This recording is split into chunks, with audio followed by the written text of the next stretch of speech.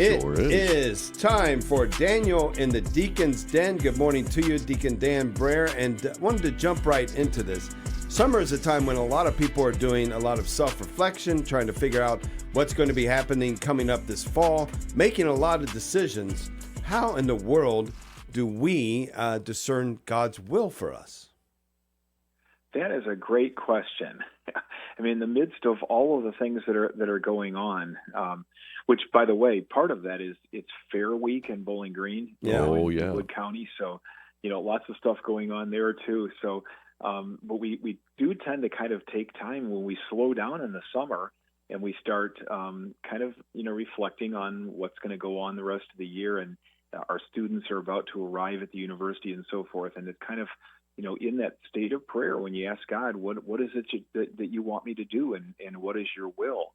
And so often I get asked by our students at the university, how do I know if I'm following God's will? How do I know if I'm doing what he wants me to do? And one of the key Bible verses that I always go back to is from Psalm 40. It says, "You do not ask for holocausts and victim. Instead, here am I. In the scroll of the book, it stands written that I should do your will." So it is not what God is not asking for us to do holocausts, and he's not, asking us to do those kinds of things, but simply to do his will. So then the inevitable question is, well, how do I know if I'm doing that? Well, St. Teresa of Ávila, in her book, The Interior Castle, does some incredible writing about this. And that book is a really hard read. But there are a couple of chapters in there in which she talks about this whole thing of being united to God's will and how we're going to know that. And so she calls them the fruits of union with the will of God. So she says if we engage in what she refers to as a spiritual marriage, we're really, really united with God and we're doing his will. How are we going to know it? What are we going to see? And she actually talks about in her book 7 different ways that we know that we are following God's will. So I thought I'd share a couple of those this morning and maybe a little bit more next week, but because it's just so rich. But the first one that she talks about is forgetfulness of self. So you know you're following God's will when you find yourself listening to him, getting deeper into prayer, asking him, for guidance, instead of simply doing the kind of surface level, follow your heart, follow your gut, certainly God is going to reveal himself sometimes in our hearts and how we're supposed to follow that. But it really, in a sense, what she's saying is very countercultural, because we live in this world that's into self-care. We talk about how we're a self-made man, a self-made woman. Believe in yourself. My watch says that every morning. I turn it on and it tells me how I slept last night as if I don't know. And it'll say, believe in yourself, trust in yourself. Well, I don't want to believe in myself and trust in myself. I want to trust in God.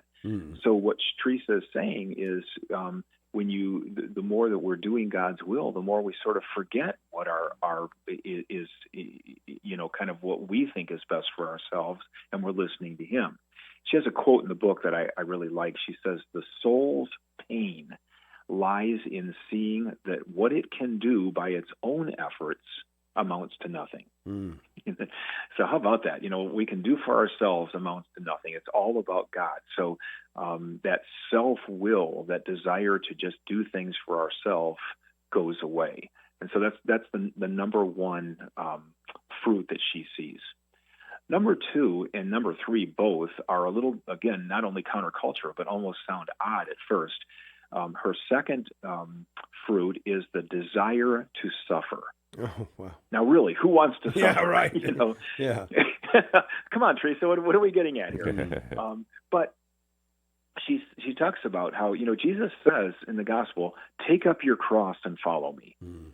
So it's a necessary part of the equation to suffer, to share in the suffering of Christ. And again, that is so countercultural.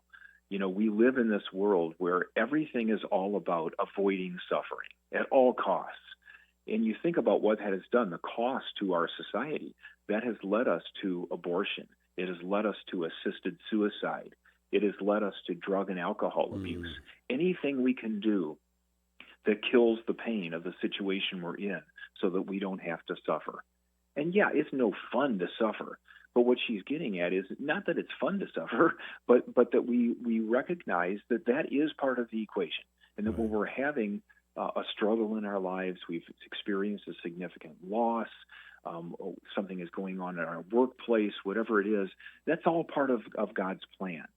He does not intend for us to have all of these things happen to us because, the Garden of Eden was the original intent. But the fact that we do have things happen to our lives, it is being able to suffer like Christ, recognizing that there is an end game, that God is actually in this and that things are going to be okay long term. And so, Teresa is saying essentially that following God's will ultimately makes us want to suffer for Christ because we know that God is in it and that things are going to be okay. And then the third area she talks about, or fruit, is what she calls the deep interior joy in persecution. Once again, really? Right. You want me to feel joy for being persecuted? But yes, that's exactly what she's saying. And I'm reminded when I read that section, she didn't talk about it, but it sparked with me that the Sermon on the Mount, and Jesus says, "Blessed are those who are persecuted." And the word blessed sometimes in some translations of the Bible is happy. Happy are those who are persecuted. Well, how can I be happy and be persecuted at the same time? Well, what Teresa explains in the book is she says that when we're persecuted for our faith or for our beliefs, it actually gives us an opportunity, if not an excuse, to pray for our persecutors' conversion. And she says that those who persecute us are clearly going through trials themselves. And so it gives us an opportunity to pray for the people that are hurting us, that they will be freed from their difficulties they're experiencing that makes us want to harm us in the first place. If that makes sense. So when somebody is deliberately persecuting you, they're probably going through a huge struggle in their own life, and they're dealing with it by persecuting other people. And so that's kind of a cue when we're feeling that persecution to pray for somebody else, for their conversion, for the burden to be lifted off of them. And I'm always thinking about like the context of that book. She wrote that book in the 16th century, 1577. And what was going on at the time, of course, was this everything from in Spain, Inquisition, and they were having this upheaval in the Carmelite order. And so she and St. John of the Cross were working at trying to reform the order. And as she's writing this book, right across town, St. John of the Cross is being arrested. He's arrested because how dare you try to change this order, And so they took him out of Ávila and they took him down to Toledo and put him in jail. And she's going through all of this persecution and all of this difficulty that's going on internally and externally with the government. And as she's doing that, she's writing this book saying, hey, it's okay. We start to feel that interior joy because we can pray for those people who are persecuting us. So these are kind of like some concrete things that we actually can feel in our heart if we are following the will of God. And Deacon Dan, there was a reason she wrote it, right? She's struggling with uncovering the will of God in her own life, has come up with these understandings of how God expresses himself. But it's okay to struggle a little bit trying to find that will of God in our own lives, right? Yeah, exactly. And that's where the life of prayer is so important, because when we take time to step back, to connect with God, and in a variety of different kinds of prayer, structured and less structured. She was a believer in both, but that allows us to be able to feel that struggle a little bit, to say, what is God really calling me to do here? And oftentimes it just means letting go of our own self-will because of what we think we want God, what we think we need to do. is not necessarily equivalent to what God is calling us to do. And Amen. there's going to be a natural struggle there, and the struggle is okay. I think that's great, and these fruits of uniting our will with God is something that you can reveal more of these next week, can't you?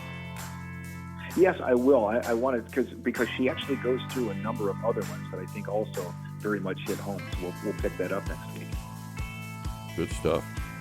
Deacon Dan Brahier, thank you so much. You're welcome. Have a great week. You too. Thanks, Deacon Dan. Right there in the Deacon's Den this morning. Wow.